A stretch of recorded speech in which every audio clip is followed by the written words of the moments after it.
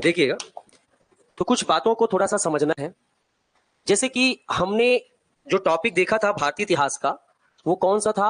1907 का। कौन सा टॉपिक देखे थे आपका? 1907 का टॉपिक देखे थे। और 1907 में क्या हुआ था? सूरत अधिवेशन या कांग्रेस का सूरत सेशन। क्लियर है? यहां तक क्लियर है? और इस सूरत अधिवेशन की सबसे खास बात यह रही है इस सूरत अधिवेशन में कि इसमें क्या हो गया था? कांग्रेस का विभाजन। क्या हो गया था? कांग्रेस का विभाजन। मैंने आपको कल डिस्कस किया था किन किन परिस्थितियों में कांग्रेस जो है दो भागों में बटा था, क्या बातें थी, ये मैंने आपको बताया था। तो कांग्रेस का जो डिवीजन हुआ है, कांग्रेस का जो विभाजन हुआ है 1907 में, उसमें जो आपका सबसे ज्यादा फायदा किसको होगा? ब्रिटिश गवर्नमेंट को, यानी कि ब्रिटिश सरकार को।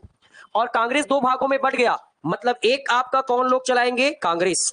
कांग्रेस जो आपका चल रहा है वो कांग्रेस है, और इसको कौन लोग अब आगे बढ़ाएंगे? उदारवादी। कौन लोग बढ़ाएंगे? उदारवादी, यानी कि जो मॉडरेट पार्टी है वो कांग्रेस में रहेगी। और मैंने आपको बताया था कि एक नया पार्टी बन रहा है जिसका नाम है नेशनलिस्ट पार्टी या राष्ट्रवादी पार्टी। और इस राष्ट्रवादी पार्टी को कौन चलाएंगे? आपका गरम दल के लोग, अर्थात एक्सट्रीमिस्ट लोग, यानी कि उग्रवाद। अब देखिए, यहां से समझना है, अंग्रेजों को यह बात स्पष्ट हो गया कि अब उग्रवादी अलग हो गए, मतलब अब उन लोग सोच समझ के संभल के रहने वाले नहीं है। इतने दिन तक उनको कौन लोग रोक रहे थे? उदारवादी। आज जब वो उदारवादी से अलग हो गए, अब वो वही करेंगे जो उनको ठीक लगता है। और ऐसे समय में अगर इनको रोका नहीं गया, ऐसे समय में अगर इनको रोका नहीं जाएगा, तो कहीं ना कहीं इन लोग बहुत बड़ा एक्शन लेंगे। और इन लोगों को देखा सीखी क्रांतिकारी लोग भी क्या हो जाएंगे? एक्टिव हो जाएंगे। अब ब्रिटिश सरकार की जो समस्या है वो क्या हो गई? बढ़ गई। इसीलिए ब्रिटिश सरकार ने क्या किया? तो ब्रिटिश सरकार ने जब ये दोनों अलग हुए तो फायदा उठाने के लिए कौन सी नीति अपनाई? आपका फूट डालो और आपका राज करो। जीवन भर इस नीति को फॉलो किया है कौन? आपका अंग्रेजों ने। तो ब्रिटिश सरकार ने क्या नीति अपनाई? आपका फूट डालो और आपका राज करो। तो ब्रिटिश सरकार ने ऐसा क्या किया? उन्होंने क्या किया कि देखिए, इन्होंने मुस्लिम लीग तो उनके भक्त हैं। मुस्लिम लीग कौन है? उनके भक्त हैं। मुस्लिम लीग को गठन किया, मुस्लिम लीग को हर चीज की प्रायोरिटी दे रहे हैं, तो मुस्लिम लीग उनके क्या है? आपका भक्त है। अब इनको भक्त बनाना है उदारवादी। तो इन्होंने कहा कि देखिए, मामला पूरा गड़बड़ा जाएगा, आप लोग हमें शांतिपूर्वक उग्रवादियों को कंट्रोल करने दीजिएगा, हम अपने तरीके से इनको कंट्रोल करेंगे, आप बीच में नहीं आइएगा। अगर इन लोग हट जाएंगे तो आप और मैं आराम से बैठ के बातचीत कर सकते हैं। ऐसा कौन भड़का रहा है? ब्रिटिश सरकार किसको भड़का रही है? उदारवादी। तो कहा कि देखो ठीक है, कोई दिक्कत नहीं, जब वो लोग हमरा सुन ही नहीं रहे हैं तो आपको जो ठीक लगता है आप वो करिए, हमको किसी भी प्रकार का उन लोगों से कोई लेना देना नहीं है। उग्रवादी क्या करते हैं, कैसे करते हैं, हमको उनकी न नीतियों से मतलब है, न किसी प्रकार के उनके कार्यों से मतलब है। आपको जो एक्शन लेना है आप क्या कर सकते हैं? ले सकते हैं। तो अब डायरेक्ट किसी नेता को पकड़ के ले जाएंगे क्या? नहीं। इनको पता है उग्रवादी कभी शांत बैठेंगे नहीं, कोई ना कोई क्या करेंगे? गलती करेंगे, और गलती करेंगे तो इनको पकड़ना है, और पकड़ना है इसलिए अब इन लोगों के विरुद्ध में क्या बनाएंगे? अधिनियम। कुछ ऐसे कानून बनाएंगे जिसको तोड़ने पर सीधा आपको क्या होगा? जेल होगा। क्या होगा? सीधा जेल। तो आपसे क्वेश्चन पूछेगा, बहुत टफ क्वेश्चन पूछता है बेटा कि 1907 में कांग्रेस विभाजन के बाद से उग्रवादियों को कंट्रोल करने, नियंत्रित करने या दमन करने के लिए अंग्रेजों ने कौन कौन से कानून बनाए थे? तो आपको याद रखना है। और ये कानून जो है वो आपका कब से कब तक बनेगा? 1907 से 1910 तक। इन लोग क्या बनाएंगे? आपका अधिवेशन, आपका अधिनियम। तो सबसे पहला जो अधिनियम बनने जा रहा है वो कौन सा अधिनियम है? तो याद रखना, सबसे पहला अधिनियम है भारतीय, क्या है आपका? भारतीय राजद्रोह। क्या है आपका? राजद्रोह सभा अधिनियम। क्या बनने जा रहा है? भारतीय राजद्रोह सभा, ठीक है, अधिनियम, ठीक, 1907। साथ में ही एक अधिनियम बन गया विभाजन के जस्ट बाद। क्या बना? भारतीय राजद्रोह सभा अधिनियम जो बना है, ठीक है, Indian sedition assembly act 1907। Indian sedition assembly act, clear है? 1907 ये बनाया है। अब इसका मतलब क्या है? जब भी आप कोई भी बात ब्रिटिश सरकार के खिलाफ बोलेंगे तो ऐसा माना जाएगा कि आप क्या कर रहे हैं? राजद्रोह कर रहे हैं। जैसे अभी भारत देश में आपको और भारत के बारे में बुरा भला कहोगे, भारत देश को गाली दोगे, तो आप पर क्या आरोप लगेगा? देशद्रोही, राजद्रोह का आरोप लगेगा कि नहीं लगेगा? इसी प्रकार पहला अधिनियम बना दिया कि अब से जो कोई भी ब्रिटिश सरकार के खिलाफ बोलेगा, ब्रिटिश सरकार के खिलाफ गलत टिप्पणी करेगा, सीधा उन्हें क्या होगा? जेल होगा। और इनको पता है गरम दल वाले तो बोलेंगे ही, वे उन लोग तो चुप रह ही नहीं सकते, तो तुरंत जैसे ही बोले तर उनको कहां डाल दो? अंदर डाल दो। ये पहला एक्ट बनाया। फिर दूसरा आपका 1908 में बना। 1908 में पहला बना है आपका भारतीय समाचार। क्या बना है आपका? भारतीय समाचार पत्र अधिनियम, इंडियन प्रेस एक्ट, ठीक है, या इंडियन न्यूज़पेपर एक्ट, भारतीय समाचार अधिनियम बना है। और कब बना है आपका? 1908 में। समझ में आ रहा है? तो भारतीय समाचार पत्र या इंडियन न्यूज़पेपर एक्ट 1908, इसमें क्या था कि अब मुंह से नहीं बोलेंगे, लेकिन पेपर में तो लिखेंगे ना। न्यूज़पेपर में बड़े बड़े पहले पेपर पत्रिका चलाते थे, अगर किसी भी प्रकार की टीका टिप्पणी आपने न्यूज़पेपर में किया ब्रिटिश सरकार के खिलाफ, तो भी आप कहां जाओगे? जेल जाओगे। देखो बांध रहे हैं, किसको बांध रहे हैं? गरम दल के नेताओं को बांध रहे हैं। इसके अलावा और भी एक्ट लाया गया, ठीक है, और भी एक्ट था आपका भारतीय दंड, ठीक है, विधि अधिनियम, ठीक है, भारतीय दंड विधि अधिनियम 1908, ठीक है। तो आप याद रखना है कि भारतीय दंड विधि जो अधिनियम 1908 में लाया गया था, उसका मतलब क्या था? इसमें कुछ भी जो आपके क्रिमिनल लॉ है उसमें कुछ अमेंडमेंट किया गया था और सजा को क्या कर दिया? कठोर। पहले क्या होता था? जो इंडियन क्रिमिनल लॉ एक्ट बना है, इंडियन क्रिमिनल लॉ एक्ट में क्या था कि वैसे कुछ दंड था तो नॉर्मल माफी मांग के या नॉर्मल बातचीत करके क्या हो जाते थे? छूट जाते थे। अब सीधा सीधा ऐसा है कि जेल गए मतलब 6 साल 8 साल की आपको सजा होगी ही। अगर इसके तहत आप जेल जा रहे हैं तो अब आप नॉर्मल नहीं छूट सकते कि भाई मैं लिख दिया सॉरी माफी मांग दिया, ऐसा नहीं है, सीधा आपको क्या होगी? सजा होगी। तो भारतीय दंड विधि अधिनियम 1908 लाया गया था और इसमें क्या किया गया था? संशोधन किया था, अमेंडमेंट किया गया था। समझ में आ रहा है? अगला जो आपको चौथा याद रखना है, चौथा है वो है आपका विस्फोटक। क्या है आपका? विस्फोटक, ठीक, विस्फोटक पदार्थ अधिनियम 1908। अब देखो एक चीज समझो, कहानी को समझो ना, एकदम इजी से याद करना है ना जी। साथ में अलग हो गए। कंट्रोल किसको करना है? उदारवादियों को। तो पहला क्या हो गया? किसी भी भाषण, किसी भी सभा में आप किसी भी ब्रिटिश सरकार के खिलाफ कुछ भी नहीं बोलोगे। तो बोलेंगे ठीक है न्यूज़पेपर में लिखेंगे। तो बोले किसी भी न्यूज़पेपर में भी नहीं लिखोगे। बोले ठीक है नहीं लिखेंगे, बम फेंकेंगे आप पर। समझ में आ रहा है? बम फेंके ना, विकट बम फेंकते थे अंग्रेज लोग, जाते थे उस पर क्या फेंक देते थे? बम। एक तो भी बम सही से नहीं फूटा है, लेकिन सब अंग्रेज बच गए थे। लेकिन बम फेंकते थे और अंग्रेज बच जाते थे, इसलिए क्या हो जाते थे? पकड़ा जाते थे। और इसलिए क्रांतिकारियों को क्या हो जाती थी? सजा। अभी पूरा कहानी सुनोगे। इतने बार जगह जगह पर बम फेंके हैं पर एक आठ तो अंग्रेज को लगता। हाँ, आसपास के लोग मरते थे या जो अंग्रेज के साथ घूम रहे हैं वो लोग मरते थे। अब अंग्रेज जिंदा बचेगा, तुमको छोड़ेंगे भाई? वो सीधा सीधा तुम पर क्या करेंगे? डालो रे इसको जेल में, नहीं तहां चढ़ा दो फांसी, नहीं दिन दहाड़े बीच चौराहे पर खड़ा करके क्या मरवा देते थे? गोली मरवा देते थे। तो कहा कि विस्फोटक पदार्थ अधिनियम का मतलब है जो एक्सप्लोसिव जो सब्सटेंसेस एक्ट लाया गया था 1908 में, उसमें यह कहा गया था कि अगर ऐसी कोई गतिविधि करते, आपको एक्टिविटी करती पाया जाए जिसमें एक्सप्लोसिव चीजों को आप यूज करते हो, तो भी आप पर क्या होगी? कार्रवाई होगी। पूरा बांध रहे। अब क्या करें? अब घर में बैठेंगे, क्या करेंगे? और उसके अलावा कई लोगों ने कहा ठीक है हम नहीं लिखेंगे, लेकिन जो दूसरे लोग लिखते हैं उसमें आर्टिकल छाप देंगे हमारे तरफ से, हम नहीं लिखेंगे। अब जैसे मान लो आपको कोई चीज बता रहे हैं तो आपने दैनिक भास्कर में क्या कर दिया? छपवा दिया, भाई ये मेरा विचार था ऐसे, तो हम नहीं छापेंगे। हम क्या करेंगे? दूसरे के माध्यम से आर्टिकल में क्या कर देंगे? छपवा देंगे। जब ऐसा होने लगा तो अंग्रेजों ने फिर से एक एक्ट लाया, भारतीय प्रेस अधिनियम। क्या लाया आपका? भारतीय प्रेस अधिनियम लाया है, और ये लाया है 1910 में। मतलब सीधा सीधा कहा गया कि अगर कुछ भी गलत सलत कोई आप छाप रहे हो आर्टिकल भी, तो सीधा सीधा उस प्रेस पर प्रतिबंध लगा दिया जाएगा। अगले दिन से बेटा तुम्हारा प्रेस बंद हो जाएगा। ऐसे कौन बोल रहे हैं? अंग्रेज। अब बताओ करे तो करे क्या? गरम दर कोई भी दिख रहा है, कोई भी जगह दिख रहा है तो भी उन लोग शांत बैठेंगे क्या? नहीं। जेल भेजना है तो भेज दो भाई, पर गोली मारना, बम फेंकना और बोलना तो हम लोग नहीं छोड़ेंगे। और यही कारण था कि सबसे बड़ी जो हमको लॉस हुई कि 1908 में सभी के सभी नेता क्या हो गए? गिरफ्तार हो गए। कौन? गरम दल। जैसा उदारवादी लोगों से डील हुआ था अंग्रेजों का, वही घटना हुआ। और याद रखना इस अधिनियम के तहत जितने भी अधिनियम बनाए, आगे देखोगे इसमें जो अधिनियम बना है, इस अधिनियम के तहत उग्रवादी नेताओं को क्या कर लिया गया? अरेस्ट कर लिया गया। उग्रवादी नेताओं को क्या कर लिया गया जी? नेताओं को अरेस्ट कर लिया गया, अर्थात क्या कर लिया गया? आपका गिरफ्तार कर लिया गया। ताकि इन लोगों को कंट्रोल में करेंगे तो क्रांतिकारी भी अपने आप क्या हो जाएंगे? कंट्रोल हो जाएंगे। तो देखो सीक्वेंस को रटो ना। सबसे पहला क्या बोलेंगे? कहीं पर भी असेंबली में हमारे बारे में नहीं बोलना है। उसके बाद बोले न्यूज़पेपर में नहीं बोलना है।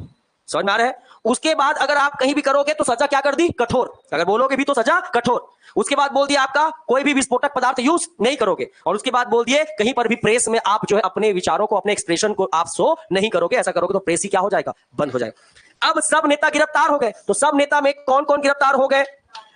बाल गंगाधर तिलक क्या हो गए? आपका गिरफ्तार। इनको सबसे ज्यादा लंबे समय तक जेल हुआ था। क्यों? इसी समय एक घटना हुई थी, आपको याद आ रहा होगा, खुदीराम बोस, सुने हो नाम? और प्रफुल्ल चाकी, नहीं सुने हो? मुजफ्फरपुर के एक आपका डीएम थे। कौन थे? डीएम, डिस्ट्रिक्ट मजिस्ट्रेट, डीएम थे। वो जा रहे थे तो खुदीराम बोस और प्रफुल्ल चाकी दोनों ने उस पर बम फेंक दिया। किंग्स फोर्ट तो बच गया क्योंकि तो नियम है, बम का निशाना सही से नहीं लगता था। लेकिन बाद में खुदीराम बोस को क्या हो गई? फांसी। आपको ये पता होना चाहिए, आगे हम पढ़ेंगे कि सबसे कम उम्र पर फांसी पर चढ़ने वाले जो व्यक्ति थे कौन थे? खुदीराम बोस। मात्र 19 साल के थे और देश के लिए कहां चढ़ गए? फांसी। 19 साल की उम्र में डीएम पर बम फेंकते थे, तो कितना बड़ा जिगरा है, समझ लो भारतीयों। हाँ, 19 साल की उम्र में तुम लोग ग्रेजुएशन किए होगे, उस समय वो लोग क्या फेंकते थे? बम। इस बात का भय नहीं था। और जैसे खुदीराम बोस को फांसी पर लटकाया गया तो प्रफुल्ल चाकी ने खुद क्या कर लिया? आत्महत्या कर लिया, सुसाइड कर लिया कि अंग्रेजों के हाथों से मरने अच्छा है कि मैं खुद ही क्या हो जाता हूं? मर जाता हूं। अब जैसी घटना हुई, तान बाल गंगाधर तिलक पेपर में छाप दिए, बहुत अच्छा किए बेटे, बहुत, 4-5 और बम फेंक देना था।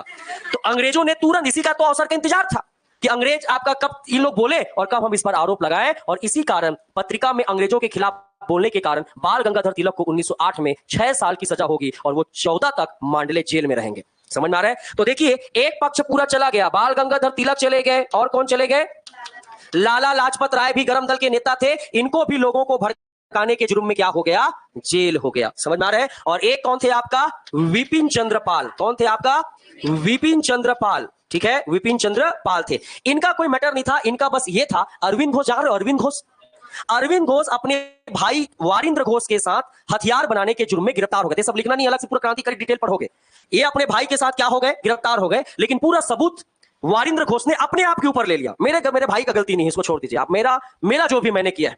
लेकिन अंग्रेज चाहते थे ससुरे क्या किए हैं, ये भी है, लेकिन बता नहीं रहे, इसको बचाने प्रयास कर रहे हैं। तो विपिन चंद्र पाल को बुलाया गया, बोले अरविंद घोष के खिलाफ आप जो है, आप सबूत दीजिए, आप उनके खिलाफ बोलिए कि वो गलती की, बयान दीजिए, और अगर आप ऐसा करेंगे तो मैं आपको मुक्त कर दूंगा, आपको जेल नहीं होगा। तो विपिन चंद्र पाल बोले बेवकूफ समझ के रखें क्या हमके कि हम अपने ही भाइयों दोस्तों के खिलाफ आपका गवाही देंगे? ऐसा हो ही नहीं सकता। तो जबरदस्ती विपिन चंद्र पाल को कहां डाल दिए? जेल में। ले, अब तू उसको नहीं भेज सकता तो तुम ही जाओ अंदर। और जैसे ही विपिन चंद्र पाल को जेल हुआ तो राजनीति से उनका विश्वास उड़ गया। बोले कि क्या तमाशा है, एक ऐसी ब्रिटिश सरकार है, एक तो मुझे झूठा गवाही देने के लिए कहा गया और मैं नहीं दिया, तो जबरदस्ती आरोप लगाकर मुझे जेल में क्या कर दिया? डाल दिया। और 1908 के बाद विपिन चंद्र ने राजनीति से क्या ले लिया? संन्यास ले लिया। उसके बाद दोबारा मुड़कर वो नहीं आए। एक पैर क्या हो गया? टूट गया। जब अरविंद घोष के ऊपर केस चला तो अरविंद घोष को जेल की कटघरे में खड़ा किया गया था और बोले थे हम आपको छोड़ रहे हैं, लेकिन आज के बाद कोई भी अगर गतिविधि में आप पकड़े जाएंगे तो अब आपके ऊपर बहुत खतरनाक कार्रवाई होगी, तो आप लिखित में दीजिए कि आज के बाद आप कोई भी क्रांतिकारी घटना में शामिल नहीं होंगे। तो उसके बाद अरविंद घोष भी राजनीति से क्या ले लिए? संन्यास। और दक्षिण भारत में जाकर क्या बन गए? सन्यासी। अब बचे कौन थे? दो, बाल गंगाधर तिलक और लाला लाजपत राय। बाल गंगाधर तिलक कहां चले गए? जेल। लाला लाजपत राय को कम सजा हुई थी, लेकिन अब वो जेल से बाहर आए तो अकेले करते क्या? अकेले क्या आज कर लेंगे? इसलिए कुछ दिनों के लिए वो भारत छोड़कर कहां चले गए थे? अमेरिका। कहां चले गए थे? अमेरिका। और इस प्रकार कुछ समय के लिए आप देखोगे तो कांग्रेस मानो एकदम थम गया था, क्योंकि गरम दल के सभी नेता सब कहां हो गए थे? गायब। कोई संन्यास ले लिए, कोई जेल में थे, तो कोई भारत छोड़कर कोई दूसरे देश में चले गए थे। तो याद रखना, इस प्रकार जो उग्रवादियों को गिरफ्तार कर लिया गया और इसलिए कुछ समय के लिए जो है कांग्रेस का नेतृत्व, कुछ समय के लिए जो कांग्रेस का नेतृत्व है वो केवल और केवल कौन लोग करेंगे? आपका उदारवादी। कौन लोग करेंगे? आपका उदारवादी। और इन्होंने ब्रिटिश सरकार के साथ डील किया था कि हम बिल्कुल बीच में नहीं आएंगे। जब बड़े बड़े नेताओं को गिरफ्तार किया गया उग्रवादियों का, तो कोई भी उदारवादी एक आध नेता आके बोलता कि आप गलत कर रहे हो, किसी ने भी किसी प्रकार का रिएक्शन नहीं दिया। इसीलिए बाल गंगाधर तिलक, आपका लाला लाजपत राय कुछ समय के लिए एकदम हताश हो गए कि कैसी राजनीति है, कैसी कूटनीति है जिसमें अपने ही देशवासियों को किसी प्रकार का सहयोग नहीं मिल रहा है। यहां तक समझ आया? तो इस प्रकार आपको याद रखना है 1908 तक की प्रमुख घटनाओं को। क्लियर है? अब देखिए, अब यहां से शुरू होती है, अब कांग्रेस क्या हो गया? कमजोर। उदारवादी कुछ कर पाएंगे? लगता है नहीं।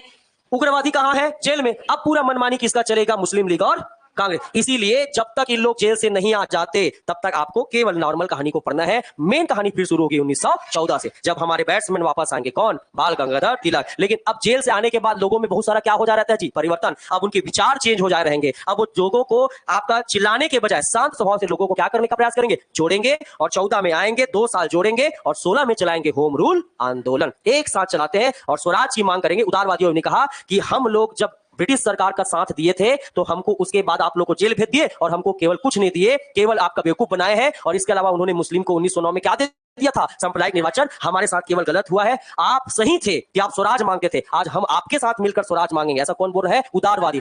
बेचारा तिलक जी गदगद रोएंगे, पहले बोलते 6 साल में फिर आया हूं जेल में, तब आप लोगों को लग रहा है कि स्वराज मांगना चाहिए। चलो कोई बात नहीं, जो भी हुआ अच्छा हुआ। अब हम साथ मिलकर क्या चलाएंगे? आंदोलन। और इसलिए उदारवादी और उग्रवादी 16 में एक होंगे, इसी को कहा जाता है लखनऊ पैक्ट। लखनऊ में मिलेंगे, इसलिए क्या बोलेंगे? लखनऊ पैक्ट। यहां तक समझ में आया? आगे सोचते हैं 1909 की कहानी को थोड़ा सा समझो, ताकि आपको चीजें जो है थोड़ा सा समझ में आए। अब 1909 में कुछ नहीं, केवल फैक्चुअल कंटेंट पढ़ना है। कोई स्वतंत्रता आंदोलन वाला कोई घटना नहीं हुआ है। गरम दल के जाने के बाद लगभग स्वदेशी आंदोलन क्या होने लगा है? समाप्त। अब कोई चला नहीं रहा है, करना है तो कर दो रे, बंगाल विभाजन हो, 4 पाठों में अब किसी को कोई मतलब नहीं है। अब अपना वो चल रहा है। अब देखिए 9 में क्या हुआ। 9 में भारत का वायसराय कौन है? अभी भारत का वायसराय मिंटो। कौन है आपका? मिंटो। मिंटो कौन है? फर्स्ट की सेकेंड? तो मिंटो सेकेंड भारत के क्या है? वायसराय। और वायसराय के साथ इनको सलाह देने और कार्य करने के लिए एक क्या होता था? सचिव। क्या होता था? सचिव। संविधान में पढ़ोगे सचिव का पद कैसे आया, क्या हुआ, वहां पर सब समझ में आ जाएगा। इस समय जो मिंटो के साथ आपके सचिव थे, उनको कहा जाता है क्या? मार्ले। क्या कहते हैं आपका? मार्ले। इसलिए दोनों की जोड़ी रहेगी, मार्ले और मिंटो, इसलिए एक साथ बोलते हैं मार्ले और मिंटो।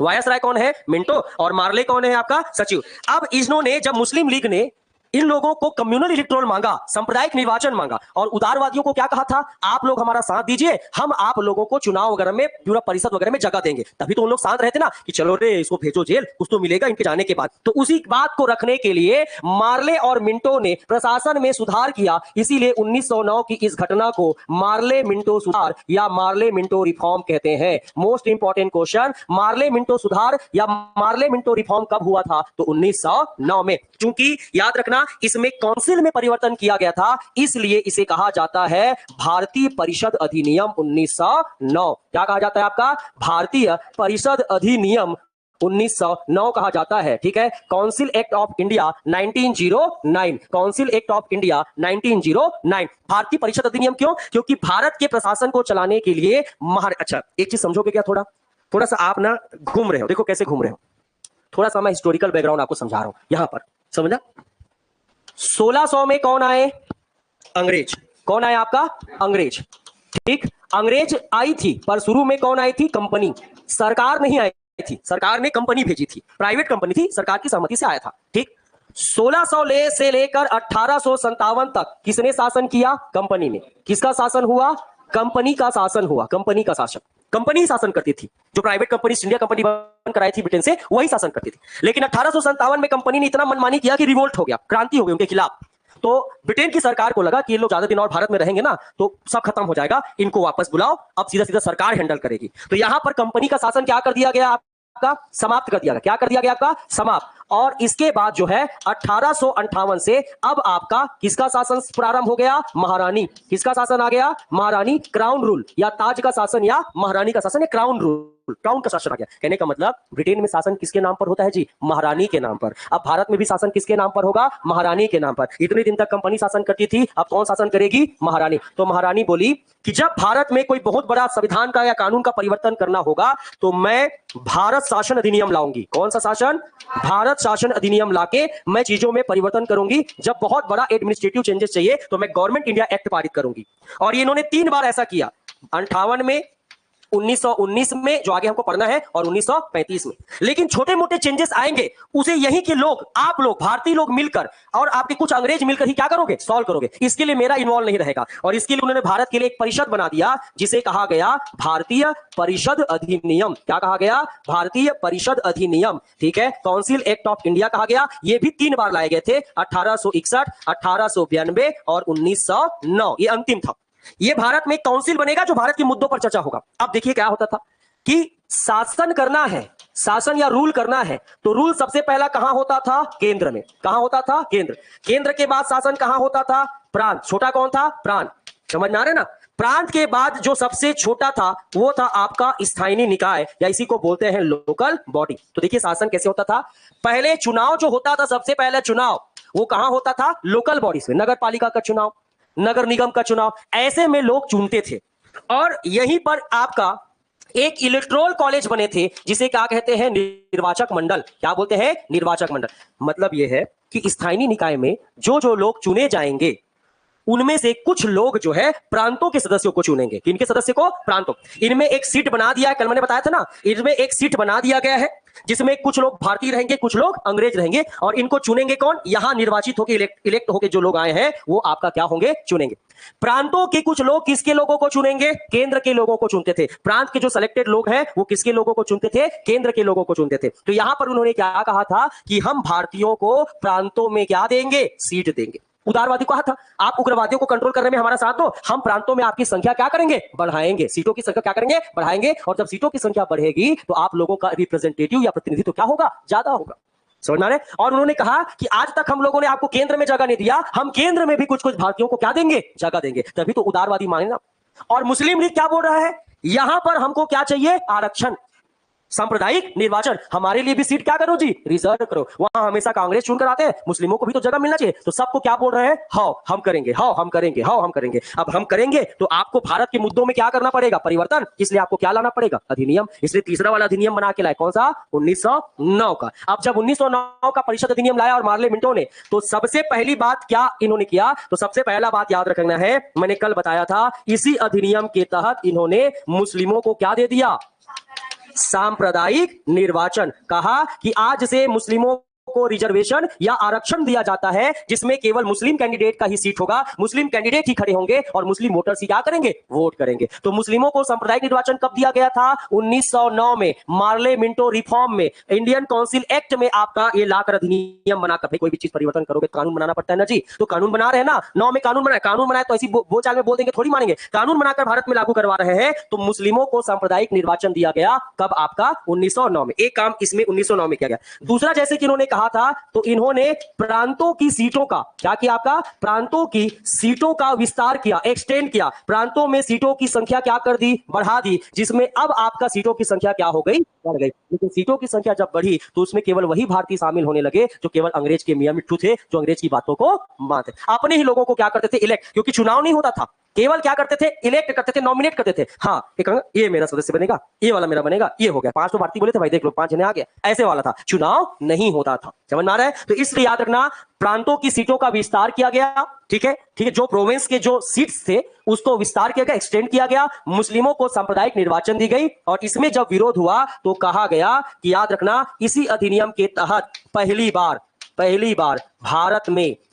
बार भारत में इलेक्शन की शुरुआत हुई। या किसकी शुरुआत हुई? आपका निर्वाचन की क्या हुई? शुरुआत हुई। तो अगर आपसे पूछेगा पहली बार भारत में इलेक्शन की शुरुआत कब हुई है, तो क्या लगाओगे? 1909। पर ये इलेक्शन कैसा होगा जी? अप्रत्यक्ष। कैसा होगा? अप्रत्यक्ष। देखो, चुनाव 2 प्रकार से होता है, डायरेक्ट और इनडायरेक्ट। जब किसी प्रतिनिधि को जनता चुनती है वो डायरेक्ट इलेक्शन है, लेकिन जब किसी आपका प्रतिनिधि को अपने में से ही लोग चुन लेते हैं तो क्या है? अप्रत्यक्ष है। जैसे आप देखे होंगे कि विधायकों को कौन चुनती है? जनता, इसलिए वो प्रत्यक्ष चुनाव है। लेकिन राष्ट्रपति को कौन चुनती है? विधायक, इसलिए वो कैसा चुनाव है? अप्रत्यक्ष। जब जनता किसी को डायरेक्ट वोट करे तो वो प्रत्यक्ष चुनाव है, और जब जनता के चुने हुए प्रतिनिधि जब किसी को चुनते हैं तो कैसा चुनाव है? अप्रत्यक्ष। तो यहां पर जनता वोट कर रही क्या? नहीं, वो खुद में लोगों को क्या कर रहे हैं? चुन रहे हैं। तो पहली बार निर्वाचन तो हुआ, लेकिन कैसा निर्वाचन था? अप्रत्यक्ष निर्वाचन की शुरुआत हो रही है। ठीक है, यहां पर समझ में आया? थोड़ा सा टफ पार्ट है क्योंकि अब कांग्रेस की घटना से हम क्या हो गए हैं? हट गए हैं। अब बीच में कुछ नहीं है तो क्या सीधा 1914 थोड़ी पढ़ा दूंगा? तो मैं अलग अलग जगह की चीजों को जोड़कर आपको क्या कर रहा हूं? पढ़ा रहा हूं। तो आपको पहला याद रखना है, मार्ले मिंटो सुधार कब आया था? मुस्लिमों को सांप्रदायिक निर्वाचन कब मिला? प्रांतों की सीटों में विस्तार कब किया गया? याद रहेगा? ठीक। आप देखोगे कि पहली बार निर्वाचन की शुरुआत कब हुई? प्रत्यक्ष था कि अप्रत्यक्ष था? याद रहेगा? अब देखिए, अब होता क्या, इसमें एक सबसे बड़ी घटना, 2 घटना आपको अलग से याद रखना है। वो 2 बातें क्या है, ये ध्यान से समझिएगा। जैसे उन्होंने कहा था कि हम भारतीयों को शामिल करेंगे, तो भारतीयों को शामिल करना है तो एक एग्जीक्यूटिव काउंसिल होती थी। क्या होती थी? Executive council. जैसे आप संविधान पढ़ते हैं तो संविधान में एक लेजिस्लेटिव होता है जिसको आप लोग क्या बोलते हैं? विधायिका। क्या बोलते हैं? विधायिका। एक एग्जीक्यूटिव होता है जिसको आप क्या बोलते हैं? आपका कार्यपालिका। और एक क्या होता है? आपका जुडिशरी या आपका न्यायपालिका। तो संविधान के 3 प्रमुख हम किसको मानते हैं? विधायिका, कार्यपालिका और न्यायपालिका। ठीक है, तो लेजिस्लेटिव हो गया, एग्जीक्यूटिव हो गया और जुडिशरी हो गया। यहां पर जो आपका तीनों है, तीनों का काम अलग अलग है। इनका काम है कानून बनाना। ठीक है, कोई दिक्कत है बेटा? ठीक, इनका काम है कानून को लागू करवाना, है ना? और इनका काम है कानून को डिस्क्राइब करना, या अगर कानून को कोई तोड़े तो दंड देना। तीनों यही है भारत के संविधान का। तो वैसे ही कानून बनकर कहां से आएगा? ब्रिटेन से। कहां से बनकर आएगा? ब्रिटेन से। तो उस कानून को चलाने के लिए कोई ना कोई तो कार्यपालिका चाहिए ना भारत में। तो जो कार्यपालिका भारत में एग्जीक्यूटिव होती थी उसे ही क्या बोलते थे? एग्जीक्यूटिव काउंसिल या कार्यकारिणी परिषद। समझ में आ रहा है? और इस एग्जीक्यूटिव काउंसिल में अभी तक केवल आपके अंग्रेज ही सदस्य होते थे, लेकिन इसी अधिनियम में पहली बार 2 भारतीयों को शामिल किया गया। कितने भारतीयों को? 2 भारतीयों को शामिल किया गया। और आपसे पूछेगा 1909 के भारत परिषद अधिनियम में किन 2 भारतीयों को शामिल किया गया था? तो एक याद रखना, के.सी. गुप्ता। क्या है आपका? के.सी. गुप्ता। और एक याद रखेंगे आपका सैयद हुसैन। कौन है आपका? सैयद हुसैन। तो कौन कौन से सदस्य को आपका कार्यकारिणी परिषद में या एग्जीक्यूटिव काउंसिल में शामिल किया गया था? तो कौन थे आपका? सैयद हुसैन और के.सी. गुप्ता। अच्छा, एक चीज देखिए, आप ये बात हमेशा से जानते हैं कि अंग्रेजों ने भारतीयों के पैसे को ही हर चीज में उपयोग किया है। सेना का पेमेंट देना है, मिलिट्री को पेमेंट करना है, ये ले भारत के पैसे से। भारत सचिव को पैसा देना, जवाहर, जिसको भी पैसा देना है, सब कहां से होता था? भारत के पैसे से। और मनमाने खर्चा होता था। समझ में आ रहा है? तो जब मनमाने खर्चा होता था, अब तो जो सभा है, जो असेंबली है, उसमें भारतीय लोग भी बैठे हैं, तो बजट बनता था। बजट, बजट जानते हो ना कि बजट का मतलब है कि हम साल भर किन किन चीजों में खर्चा करने वाले हैं, ये होता है बजट। और जब अगले साल होगा तो आप बजट को गिनाओगे, देखो भाई हमने 1000 रुपया का बजट पारित करवाया था और इसमें से 100 रुपए यहां खर्चा हो गया, 100 रुपए वहां खर्चा हो गया, आपका 500 यहां खर्चा हो गया, कुल टोटल जीरो बजट है। 1000 बोले थे, 1000 क्या हो गया? खर्चा। ऐसे ही आज भी चलता है, जीरो बजट है भारत। आप देखोगे जितना बजट में सबको खर्चा दिखा देते हैं, कुछ भी 1 रुपया नहीं बचा है। भारत का बजट कैसा बजट है? जीरो बजट, 1 रुपया भी नहीं बचता है। समझ में आ रहा है? तो अब क्या होता था, इधर देखते थे, मान लो 1000 करोड़ रुपया खर्चा कर रहे हैं, लाखों करोड़ रुपया खर्चा कर रहे हैं, लाखों रुपया खर्चा हो रहा है, और केवल भारतीय बैठ के देखते थे और सोचते थे कि आखिर ये पैसा खर्चा हुआ कहां है? भारत में ना उद्योग बना है, भारत में ना स्कूल बना है, भारत में ना, वे ससुरे लोग लाते हैं और बोल देते ये इतना पैसा खर्चा हो। अब मान लो बजट पारित हुआ अंग्रेजों का और उसमें लिखा है 1000 रुपये का मोमोज खाए थे, 1 लाख रुपये का कुरकुरे खाए हैं, तो आप एक्सेप्ट करोगे क्या? तो अंग्रेजों को जब भारतीय लोग पूछते थे तो सीधा निकालते थे सूटी और क्या करते थे? पीटते थे। तुम कौन होते हो पूछने वाले हमको? हम सरकार चला, तुम हमसे पूछोगे? तो भारतीय लोग पूछना बंद कर दिए थे। लेकिन जैसे जैसे आगे हुआ तो उन्होंने विरोध कहा, ए भाई तुम लोग कितना खर्चा करते हो, क्या करते हो, नहीं पूछेंगे, कसम से दिखा दिया करो कितना खर्चा आता जाता, कितना ये भी नहीं होता। तो जो भारत के 3 अधिनियम है, भारत परिषद के 3 अधिनियम कब कब है? 61, 1892 और 1909। तीनों की खास बात समझिएगा। पहली बार हमारे कहने पर उन्होंने बजट को आपका प्रेजेंट किया या क्या किया? प्रस्तुत किया। तो पहली बार अंग्रेजों ने बजट को कब प्रस्तुत किया? 61 में। 61 में ये अधिनियम में ये लाया गया प्रोविजन कि आज से ठीक है, तुम लोग बोल रहे हो तो हम लोग दिखा देंगे कितना खर्चा होता है। अब अभी मैं बोला दिखाते बस थे, ये देख मोमोज, ये देख पिज्जा, आप देख सकते थे लेकिन किसी भी प्रकार का प्रश्न नहीं पूछ सकते। तो अंग्रेज लोग, फिर भारतीय लोग टेंशन में आ गए, क्या मतलब ऐसे बजट का, इतना इतना खर्चा दिखाते हो, हम कुछ बोल नहीं सकते। जब विरोध हुआ तो 1892 में कहा ठीक है, आप प्रश्न भी क्या कर सकते हैं? पूछ सकते हैं। तो बजट पर प्रश्न पूछने का अधिकार, ठीक है, बजट पर प्रश्न पूछने या क्वेश्चन करने का अधिकार कब प्राप्त हुआ? तो 1892। पहली बार बजट कब प्रस्तुत किया गया था? 1861। अब बजट पर प्रश्न पूछ सकते थे भारतीय कि ऐसा कौन सा मैदा सा बना आपका मोमोज था जो 1000 रुपये का था? ऐसा कौन सा कुरकुरे था जिसमें आपने 1 लाख रुपया खर्चा किया? अब आप क्या कर सकते? पूछ सकते। लेकिन अब वो आपके उत्तर देने के लिए बाध्य नहीं था। वो बोलेंगे था एक दुकान कोने में बस स्टेशन के पास, खा दिए। अब दोबारा आप पूछ नहीं सकते, मतलब क्रॉस क्वेश्चन करने का अधिकार नहीं था। लेकिन जब विरोध हुआ तो 1909 में, याद रखेंगे, आपको बजट पर पूरक प्रश्न पूछने का क्या दिया गया? अधिकार। तो तीनों फैक्ट को याद रखेंगे। पहली बार बजट कौन से अधिनियम के तहत प्रस्तुत किया गया? 1861। पहली बार बजट पर प्रश्न पूछने का अधिकार कौन से अधिनियम में दिया गया?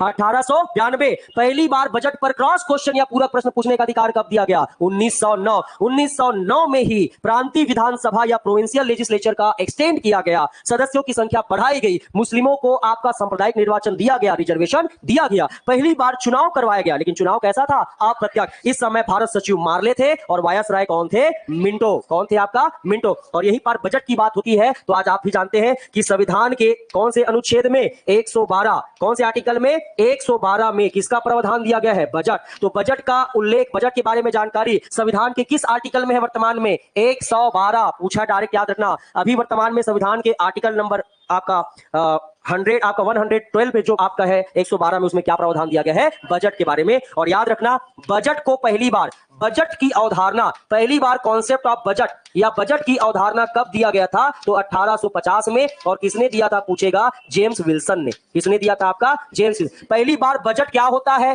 बजट क्यों बनाया जाता है, इसकी अवधारणा 1850 में कौन दिया था आपका? सॉरी 1860 में कौन दिया था आपका? जेम्स विल्सन ने। और इसी कारण जब ये बजट आया तो तुरंत 1861 में क्या किया गया था? इसे प्रस्तुत किया गया था। पर शुरुआत में आप प्रश्न नहीं पूछ सकते थे, दूसरा में प्रश्न पूछ सकते थे पर क्रॉस क्वेश्चन नहीं कर सकते थे, तीसरे में क्या कर सकते थे? क्रॉस क्वेश्चन कर सकते थे। इस प्रकार जब मुस्लिमों को कम्युनल इलेक्ट्रोन मिल गया, सारे उग्रवादी जेल चले गए। उदारवादियों को जब ये एक्ट आया तो समझ में आया, कसम से इतना बड़ा बेवकूफ बनाया, हमको ये देंगे वो देंगे, लेकिन किसी भी प्रकार का कोई प्रावधान हमको नहीं दिया गया। इसलिए उदारवादी भी अब अंग्रेजों से क्या हो जाएंगे? नाराज हो जाएंगे। और भी नाराजगी के कारण बनेंगे, आगे आप समझोगे, बहुत सारा कारण है। तो इतना घटना को आपको अच्छे से याद रखना है, इतनी घटना को आपको अच्छे से क्या करना है? समझना है। थोड़ा सा टफ पार्ट है बेटा, लेकिन हर एक लाइन क्या है? प्रश्न है। थोड़ा सा आप चीजों को थोड़ा ध्यान देंगे तो आपको चीजें बनने लगेंगी। क्लियर है? चलिए इतना पढ़िए।